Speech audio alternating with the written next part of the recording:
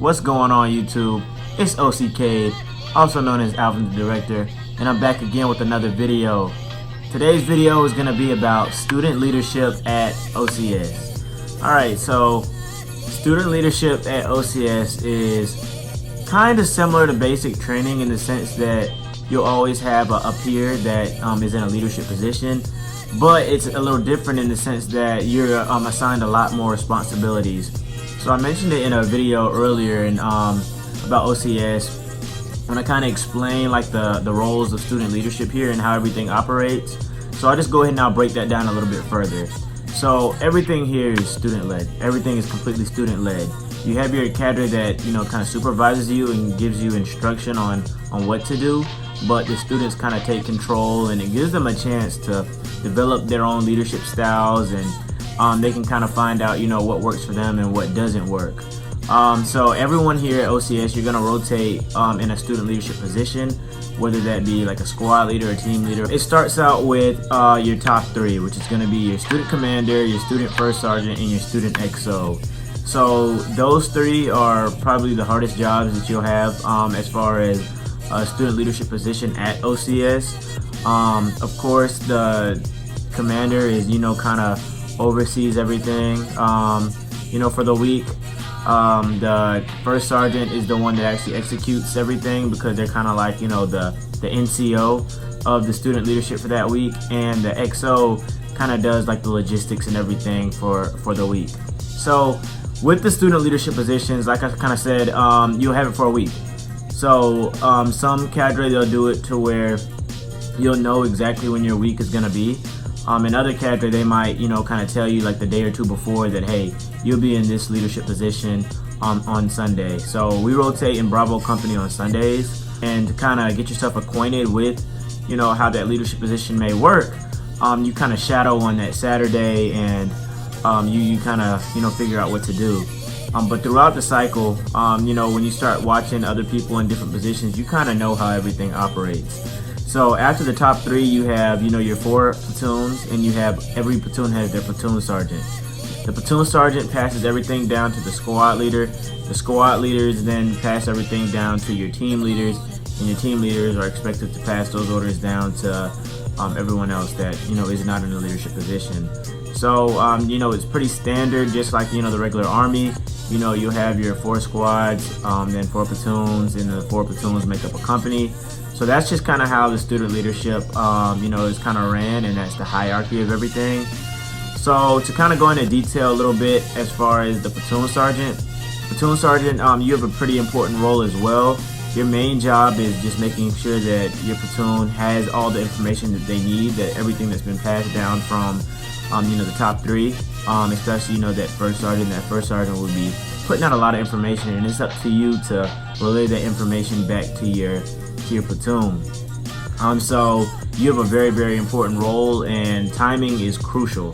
So you have to be able to deliver correct information at a very, very fast pace. So you always have to be ready to respond to any kind of messages, or however you all communicate. Make yourself available at all times to receive different information, and then, like I said, just be able to pass that information down as quickly as possible down the chain. So for the squad leaders, your job is very important as well. Your job is kind of being accountable of everyone in your squad, knowing exactly where they are at all times. The squad leader's job is a lot easier than the platoon sergeant, because you're only responsible for a little bit of people. So you can kind of tell who's missing from your squad, especially after like week 3 or 4. Who's in your squad, so you're easily able to look down the line and see if they're there, if they're not there. If anyone in your squad has any issues, of course you address that to the platoon sergeant, and he'll pass that up the chain all the way up to cadre. Just like the squad leader, the platoon sergeant, of course you have to keep accountability of your platoon at all times, especially whenever there's sensitive equipment, sensitive items like weapons or radios or anything else of that nature.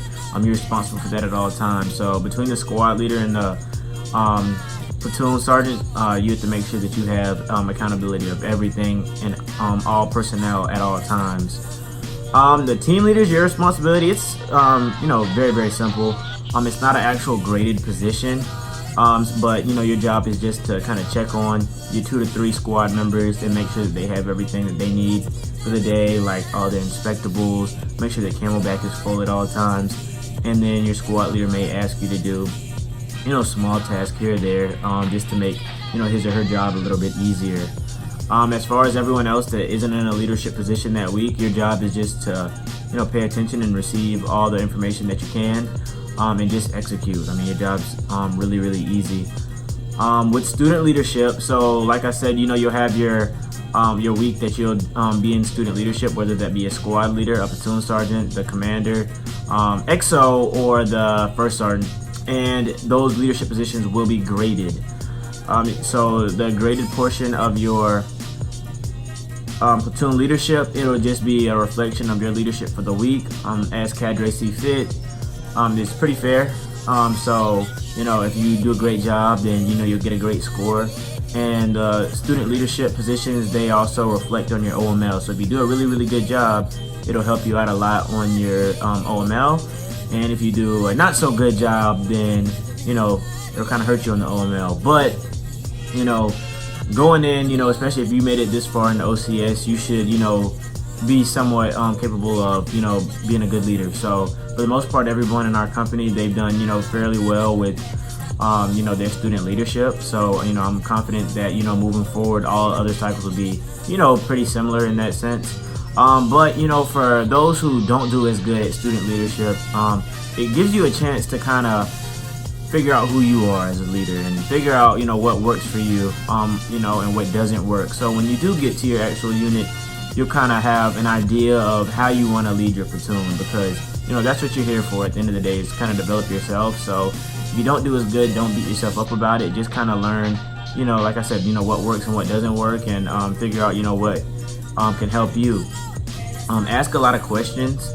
There's nothing wrong with asking previous student leaders questions that you may have about student leadership. That'll help you out a lot.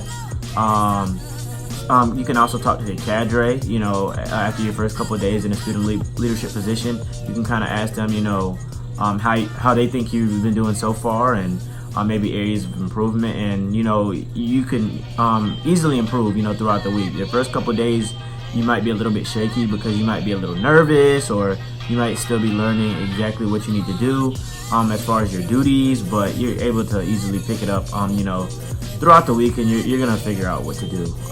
With our company, everyone had 2 leadership position looks, so that kind of helps you out. So if you don't do good your first week, hopefully your second go round you'll be able to do a lot better, which I'm pretty sure you will be, because you'll know how OCS works, and you'll know how each position, all your duties, you'll know exactly how to execute.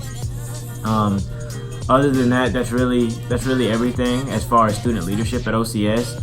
If you have any additional questions, or if you want me to kind of explain anything in more detail, you can go ahead and drop them in the comments below.